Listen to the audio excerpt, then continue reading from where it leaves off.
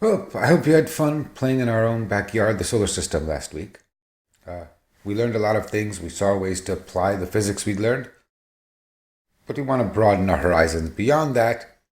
And if we look back at Athens and that dark field back in November, uh, we were looking at the moon and at Jupiter, but most of what we saw out there was the stars with their various colors and brightnesses.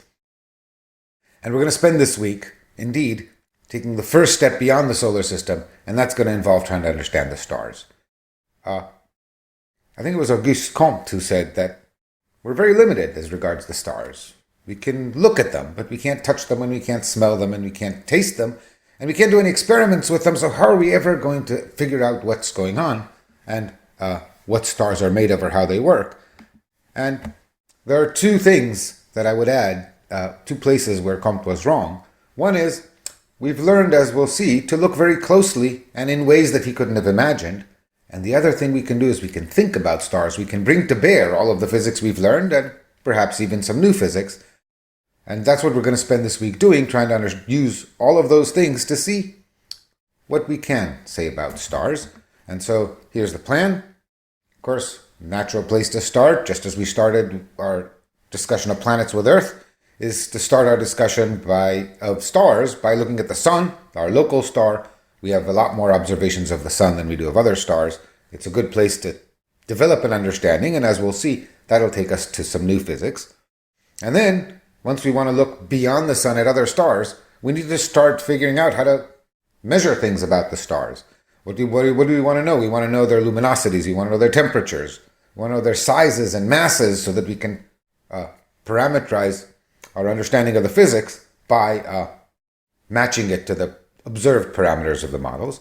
And then, at the end of the week, we will take all of those things that we will learn you can measure for all these stars and look at the statistical distribution of such things and use the information from that, or review how people use the information from that, to refine a set of stellar models that give us a pretty deep understanding of what goes on inside stars.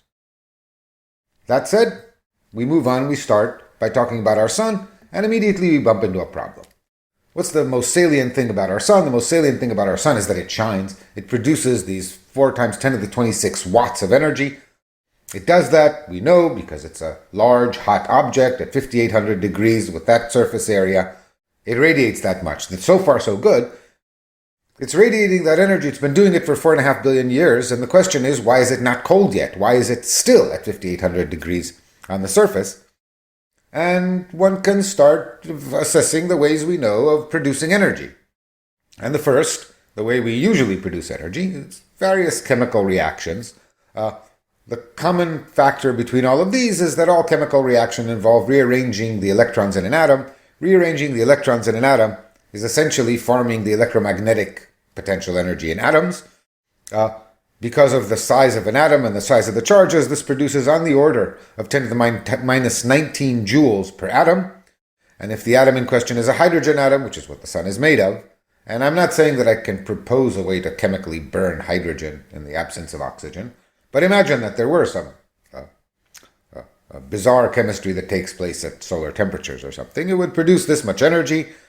Figure out that there are 6 times 10 to the 23 hydrogen atoms in a gram, and you find that a kilo of hydrogen would produce about 6 times 10 to the 7 joules. 60 million joules is a lot of energy, but the sun produces 10 to the 26 joules every second, so you'd need to burn about 6 times 10 to the 18 kilos of hydrogen per second to power the sun by chemical forces. You'd run out of energy in about 10,000 years.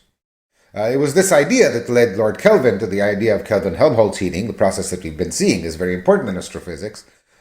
This involves converting to heat the gravitational potential energy from the collapse of the solar nebula that formed the sun. We did an estimate of this in the homework. There will be solutions at some point if you didn't do it. And indeed, you produce a lot more energy that way than you ever would by burning hydrogen or any other chemical reaction. But the gravitational potential energy that the sun liberated by condensing to form a star would only last about 10 million years. This is great. The sun has been doing this for 4.5 billion years, And our first question is going to be, a very important one, how does the sun shine? Where does the energy come from? That, of course, will take us to more new physics, and we'll take it from there.